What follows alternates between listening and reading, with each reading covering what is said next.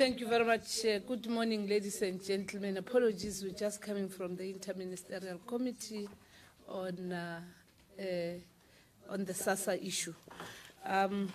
Cabinet met yesterday, and I'm sure you are aware we met at the time when we were also going to have the President presenting the budget vote of his office. So we had a number of issues that we were dealing with, and those that we reflected on. Amongst those that we reflected on was the gender-based violence in South Africa. And Cabinet condemns the violence against women and children, especially also reflecting on the recent cases of Nonkulule Kompanza and Nompumelelo Mhlongo in Thokoza, of Katlego Georgia in Mamelodi, of Promise Mthembu in KZN, and Jabulile Ntapo, the UNISA student, as crimes that we definitely have to reflect on. Young women whose lives have been taken away, particularly with the greater concern of, in the main, their lives have been taken away by people that they know and do have had a relationship with them. We expressed our deepest condolences to the families and friends of these women and children. The issue of crime against women and children calls upon all of us in South Africa to actively be involved in fighting the scourge, but also in ensuring that it does not happen. Cabinet continues to strengthen law enforcement agencies in the fight to stop gender-based violence, and amongst the bills that we approved in this Cabinet was the Criminal Procedure Amendment Bill of 2018 that amends the Criminal Procedure Act 51 of 1977. The bill will extend the list of sexual offenses in respect of the prosecution, and significantly, the bill will allow the sexual cases to go before courts even after 20 years. Ikala alboli. The next area is that such interventions add to a number of measures that government has already put in place.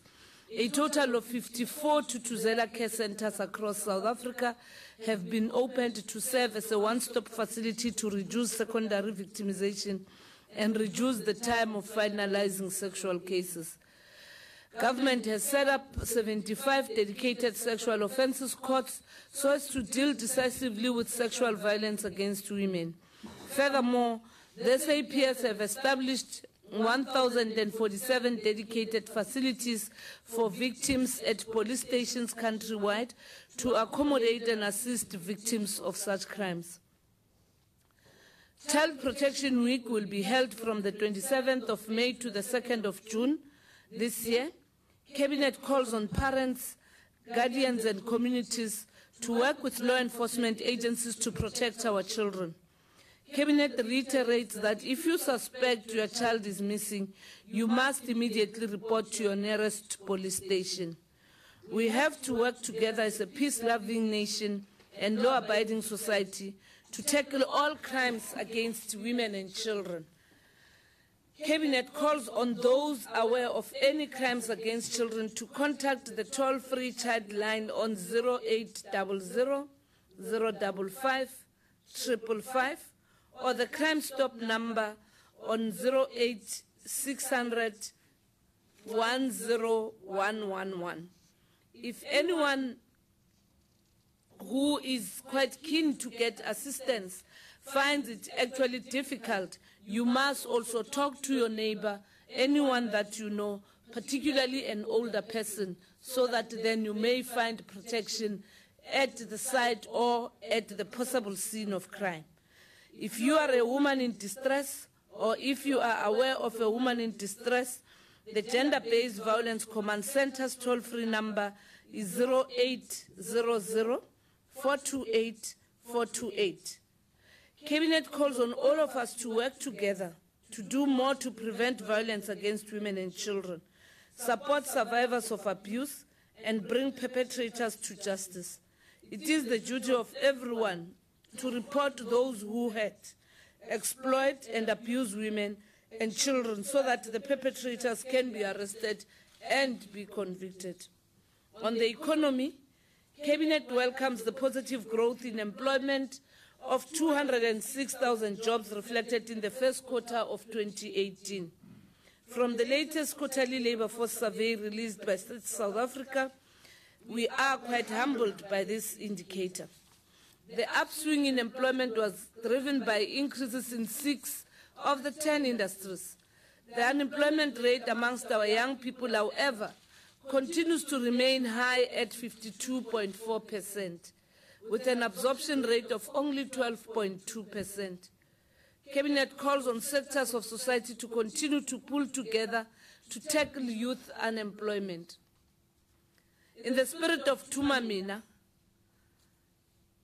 inspired by President Cyril Ramaphosa in his maiden State of the Nation address in February, Cabinet calls on all South Africans, particularly the private sector, to help create jobs and invest locally so that more South Africans can be drawn into the economy. On energy, Cabinet welcomes as a milestone the launch of the China Solar 1 concentrated solar power project in Northern Cape. It is one of 7 concentrated solar power projects under the Department of Energy's Renewable Energy Independent Power Producer Procurement Program. This plant will provide clean energy to Eskom under a 20-year power purchase agreement. This will translate into 95,000 South African households receiving clean energy, especially during peak hour. On the Northwest, Cabinet received a second report from the Interministerial Committee on the Northwest, and we are satisfied with the progress in stabilizing the Northwest.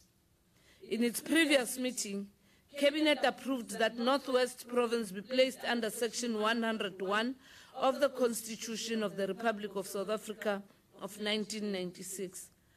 Cabinet also increased the members of the IMC with the inclusion of the Ministers of Basic Education, Public Service and Administration, Human Settlement, Social Development, Tourism, Environmental Affairs, as well as Transport. The MC was asked to do further work in the province and advise Cabinet on which of the provincial departments should be placed under Section 1A or Section 101B of the Constitution. As a result of this work, Cabinet has approved that 5 of the provincial departments should be placed under Section 101B. And these are the following: the Office of the Premier, the Department of Community Safety and Transport Management, the Department of Basic Education and Sports Development, the Department of Health, and the Department of Public Works and Roads.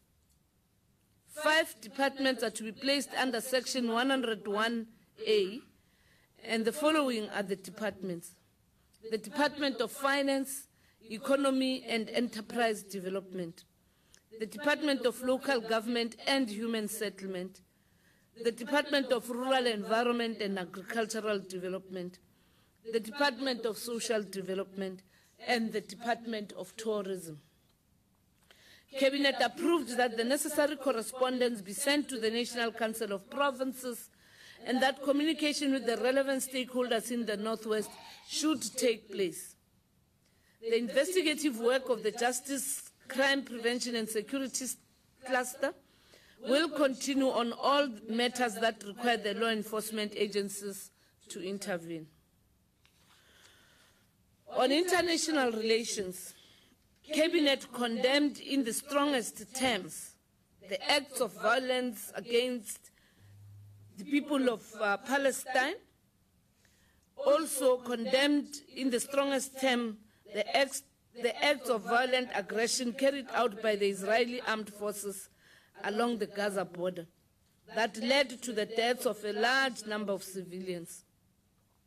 Given the indiscriminate and grave manner of the latest Israeli attack, the South African government made a decision to recall Ambassador Sisa Ngombane after further notice a decision will then be determined on the future relationship. Cabinet calls on the Israeli Defense Force to withdraw from the Gaza Strip and bring to an end the violent and destructive incursions into Palestinian territories. Their routine actions present yet another obstacle to a permanent resolution to the conflict, which must come in the form of two states, that of Palestine and Israel, existing side by side and in peace and harmony. Cabinet reiterates calls made by several member states of the United Nations for an independent inquiry into the killings, with a view to hold those responsible accountable. On cash in transit heists, Cabinet is deeply concerned by the resurgence of cash in transit heists and rejects this blatant criminality. We further commend law enforcement agencies for their swift response in apprehending suspects and thank members of the public who assisted law enforcement agencies with information leading to the arrests. Members of the public who may have information relating to the planning and execution of such criminal acts are urged to lend a hand and contact the law enforcement agencies with such information. This is important to assist these agencies to prevent possible heists and curb violent crime as a whole. On the decisions taken in this last cabinet, on the Presidential State-Owned Enterprise Council, Cabinet approved the establishment of a Presidential State-Owned Enterprise Council to be chaired by President Cyril Ramaphosa. The broad terms of reference is to reposition the state-owned enterprises as effective instruments of economic development. The PSEC will provide political oversight and strategic management. Amongst its focus will be to strengthen the governing framework of the state-owned enterprises and ensure that the SOE-specific interventions are implemented to stabilize these companies. The membership of the Council will comprise of the relevant ministers, experts, labor, as well as civil society. Names of the members of the PSEC will be announced at a later stage. The Council will build on work done by the Interministerial Committee on SOEs that was formed in February 2015, chaired by the then Deputy President. Cabinet approved the intellectual property policy of the Republic of South Africa, Phase 1. The policy has incorporated inputs from the stakeholders' submissions and representations. It responds to the National Development Plan's call for greater emphasis on innovation, improved productivity, and more intense pursuit of a knowledge economy. The IP Policy Phase 1 is informed, amongst others, by the Constitution, the NDP, and the National Drug Master Plan, the National Industrial Policy Framework, as well as the various iterations of the Industrial Policy Action Plan.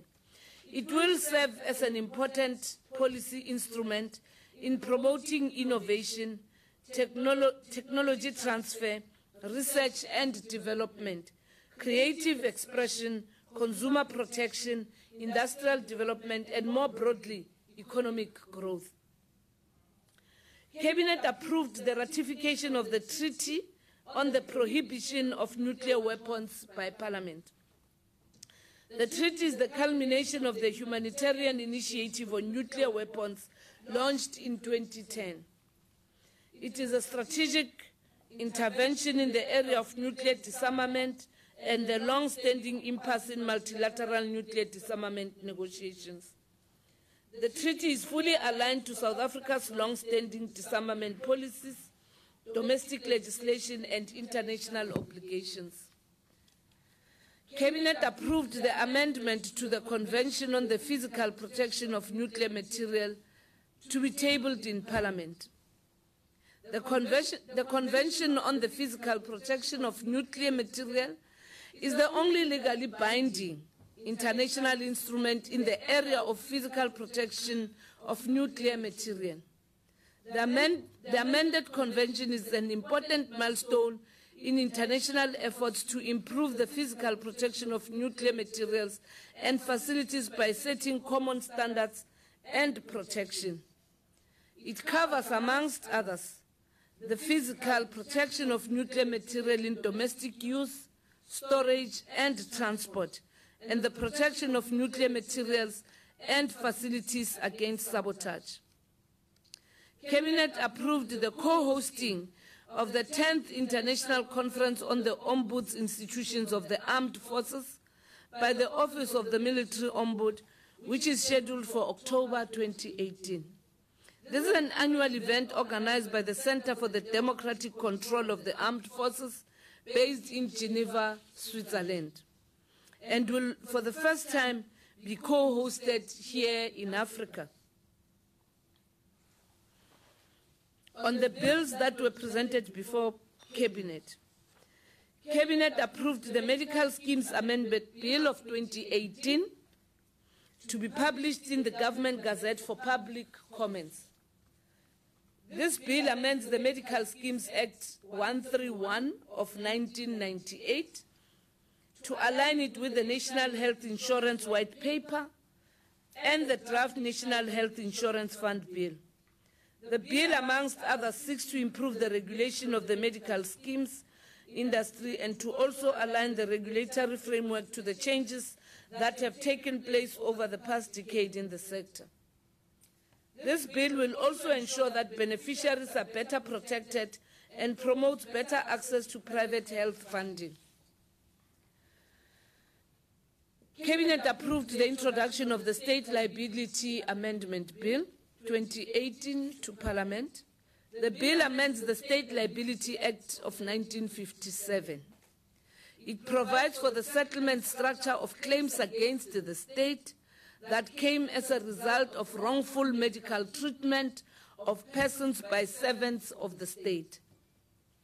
This will provide for a reduced impact of lump sum payments on the budget of public hospitals. These amendments will increase the financial resources available to provincial hospitals to provide healthcare services. Cabinet approved the publication of the National Climate Change Bill of 2018 for public comment. This bill allows for the alignment of policies that influence South Africa's climate change response. It will ensure the country's transition to a lower carbon and climate resilient economy. This is an additional step in South Africa's efforts to implement the National Climate Change Response Policy, to promote sustainable development, and to fulfill the right to an environment that is not harmful to health or well-being as enshrined in our Constitution. Cabinet approved the introduction of the Criminal Procedure Amendment Bill of 2018, which amends the Criminal Procedure Act of 1977 to Parliament. The proposed amendment bill will extend the list of sexual offenses in respect of the prosecution, and significantly, it allows for the charges to be instituted even after 20 years. The amendments give effect to the South Gauteng High Court judgment in the Levenstein case. The case declared Section 18 of the Criminal Procedure Act 51, 1977, inconsistent with the Constitution and invalid to the extent that it bars, in all circumstances, the right to institute a prosecution for all sexual offenses other than those listed in 18F, H, and I of the Act after the lapse of 20 years from the time when the offense was committed. The amendments will allow the National Prosecuting Authority wider discretion to institute prosecutions in sexual offenses in accordance with Chapter 2 of the Constitution. On the upcoming events, President Cyril Ramaphosa will deliver the Nelson Mandela Africa Day Centenary Lecture at the Africa Renaissance Conference on the 24th of May 2018 at the Nkosi Albert Lutuli International Convention Center in eThekwini. The event forms part of the year-long centenary commemorations of the lives of our first democratic president, Nelson Rolihlahla Mandela, and struggle icon, Mama Albertina Nontsikelelo Sisulu, which are taking place across the continent and the globe. On Africa Day is held annually on the 25th of May across the continent to mark the founding of the then Organization of African Unity, now known as the African Union, in 1963. It is a celebration of Africa's diversity and a call for unity in the continent. South Africa is celebrating Africa Day with a month-long Africa Month festival of activities that are celebratory and educational, with political and socio-economic benefits of the people of South Africa and the continent. The theme for Africa Month is a year of Nelson Mandela, building a better Africa and a better world. On condolences, Cabinet expressed condolences to the family and friends of the late veteran photographer and recipient of the National Order of Ikamanga, Mr. Sam Nzima, who used his camera to expose the brutality of apartheid rule. He will be remembered for his iconic photograph of Hector Peterson on June 16, 1976, which forced the world to take notice and act against the brutal apartheid regime. Cabinet extends its deepest sadness and condolences to the family of Dr. Philip Nchipi Tabane, who passed on after a long illness on the 18th of May 2018. As a founding member of the Malombo Jazzmen, he was one of South Africa's most talented musicians. Cabinet conveys condolences to the family and friends of Mr. Sonwabo Edifunde, who was the former South African ambassador to Germany and chairperson of the South African Broadcasting Corporation. Cabinet is deeply saddened following the deaths of two young girls who were killed after a wall collapsed in eThekwini. We extend our heartfelt condolences to their families. On congratulations, Cabinet commends Vusum Zindlovu, who came 7th in the S. Pellegrino Young Chef 2018 Awards that recently took place in Milan. His accomplishment has made South Africa proud. Cabinet also congratulates the newly crowned International Boxing Federation, World Boxing Association, Super and the Ring Magazine Junior Flyweight Champ, Heki Badla, his other name is Executioner, who became the first South African to hold two world crowns simultaneously after winning the IBF and WBA junior flyweight titles. On appointments, all appointments are subject to the verification of qualifications and the relevant clearance. The first is that of Ms. Witumelo Musako as Chief Financial Officer of the Development Bank of South Africa, and the non-executive directors of the Land and Agriculture Development Bank Board, with Mr. Mabota Athamuloto as the chairperson, Ms. Dudu Hlajwayo reappointed and being the deputy chair, and then Ms. Susan N. Lund, Ms. Matume Sidney Makhoba, and Dr. Stephen Thomas Cornelius.